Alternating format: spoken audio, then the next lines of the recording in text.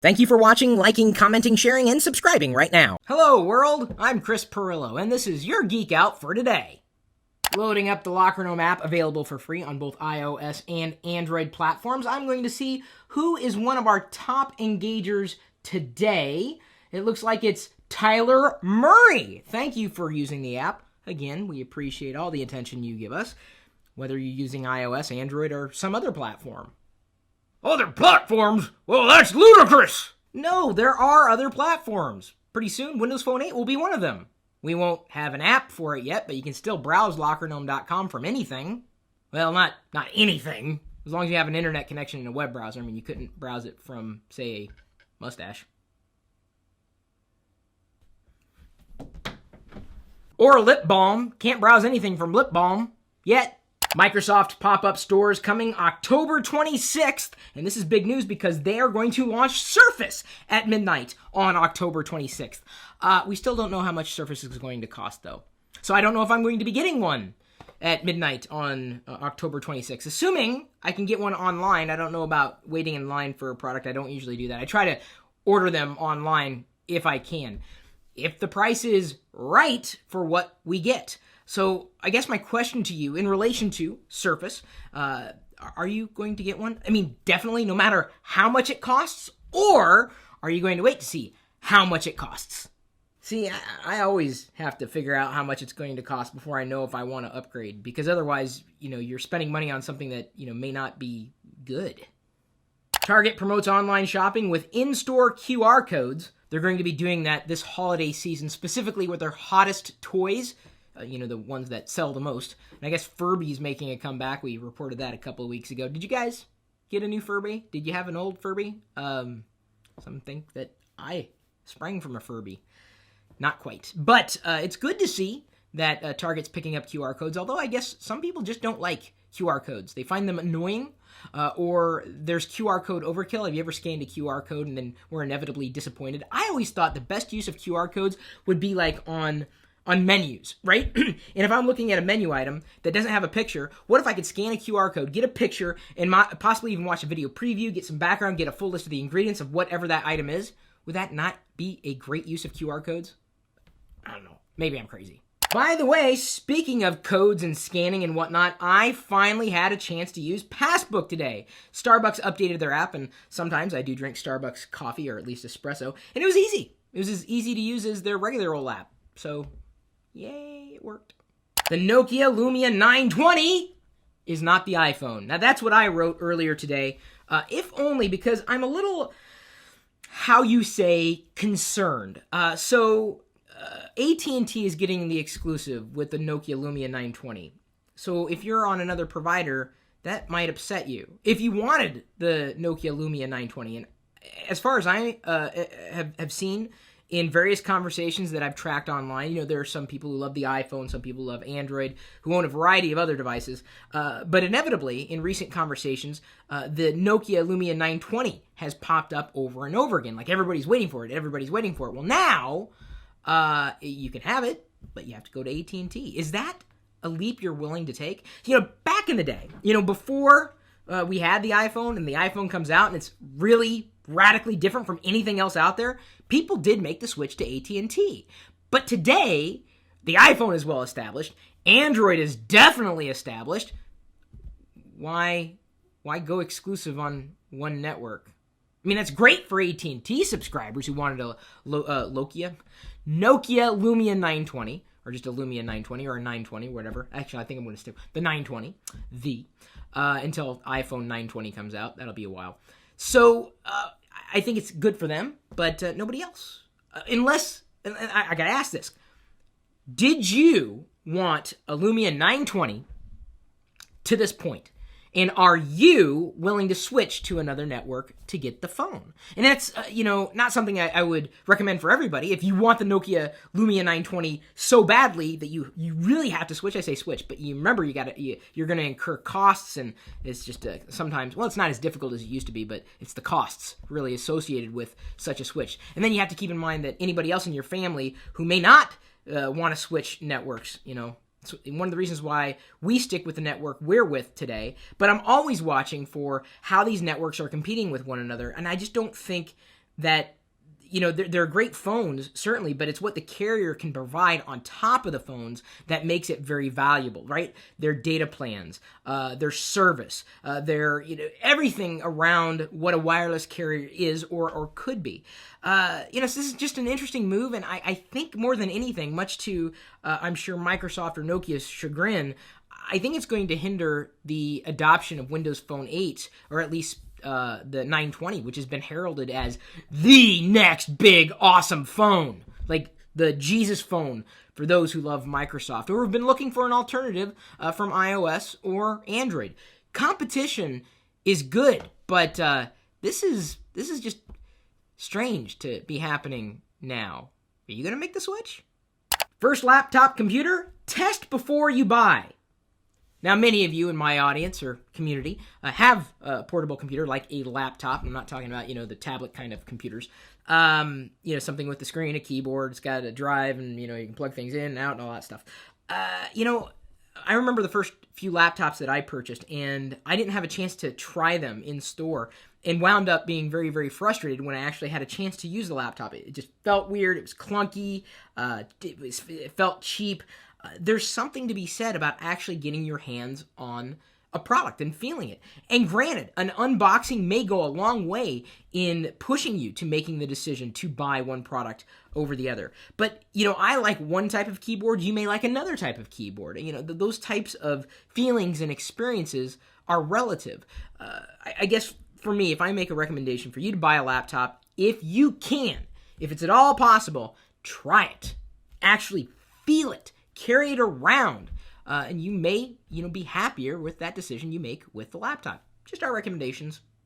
1 billion people on Facebook! Well, we don't know if it's 1 billion people, as reported by Mr. Zuckerberg himself. But there are 1 billion active users on Facebook, but I know some people have multiple accounts. It's just that 1 billion that's a lot. The Windows Phone 8 launch to be held in San Francisco on October 29th. All right, that's good news for those of you who've been waiting for Windows Phone 8, which comes on the heels of the release of Windows 8, or at least the Surface tablets. What do you guys think? Are you excited? I kind of am. I want to get my hands on something. I need that. And if I get it somehow, I will unbox it for you. Probably live on YouTube somewhere. Because I know you got to have your gadgets, as opposed to having my gadgets. Well, you could if you want. I have a few I can probably get rid of. Google Street View goes live in the Google Maps web app. Look at that. Not only did they update it to support Street View, they updated the icon on iOS as well. Looks better. All right, let me go ahead and do a search here. Well, previous search being Louis Vuitton. Has Diana been using my iPhone? Not telling me? Okay, fine. Let's go ahead and do a Street View on Louis Vuitton, see what happens. Tap the icon there, pulls up a new browser window, and we are... Wow, that was fast. Very nice. Looks like this Street Maps view is very old. Whew, they got to drive through Bellevue again. It's not like they have an excuse because Google has offices in Seattle. Look at that. That's old. Look how old that picture is. Google, come on. I thought Google Maps was awesome and hot. Are you telling me that they're not up to date either? But at least Street View is there for those of you who want to use it, and it doesn't cost you a thing. Rather convenient, too. On LockerGnome.net, DanielMoroni writes, Internet Explorer 9, yay or nay? Yeesh. I don't know, it's up to you, dude. I would never, tell someone what they should be using. If they're happy with using it, great. And I gotta tell you, not exactly half, but a good chunk of the people who visit LockerGnome.com are using Internet Explorer 9. What am I gonna do? Tell them to upgrade their browser or stop visiting? No. If they want to use the browser, let them. I choose a different browser because it's my choice. Google Chrome, FYI. Zorbean98 asks, how do you remember all of your passwords? I use an application called 1Password. It's very easy to use, and I can get to those passwords from just about any device that I happen to carry. Very convenient, really. And then I also use Google Chrome's passwords storing feature, and since I can access Google Chrome from a variety of devices, whether I'm using Android, iOS, OS X, Windows, Linux, or whatever, I can get to them from anywhere. And I like that. So Google Chrome, I would say, is very slowly taking over 1Password as my management system. It's not perfect, still very rough around the edges in terms of password management, but it's getting there, and in many ways it's good enough. So you guys want to know my thoughts on the iPhone? I will be posting my iPhone 5 review this weekend to the Locker Gnome YouTube channel, as well as a iPhone 5 versus iPhone 4S comparison. Just been talking about my experiences. You guys already know the specs, but if you want to know what I think, I'm going to share with you what I think about those particular devices. So the coolest gadget news I've seen all day is this, and the photo happens to come from Gadget. And I know Tim over there. Hey, Tim, hopefully you don't mind me sharing this bit of news with my audience as well. A Android-powered camera. So it's a camera phone, but mostly a camera that's running Android. Like, you turn it around and it's Android. That's kind of cool. I mean, I have a couple of point-and-shoots lying around here. The only one I use on a regular basis is the one that was heavily modified. This is the vlogging camera. You can find more information about this at go.tagjag.com/hdhat. But that looks kind of awesome. If I were to get a point-and-shoot, I'd consider getting that. Think about it.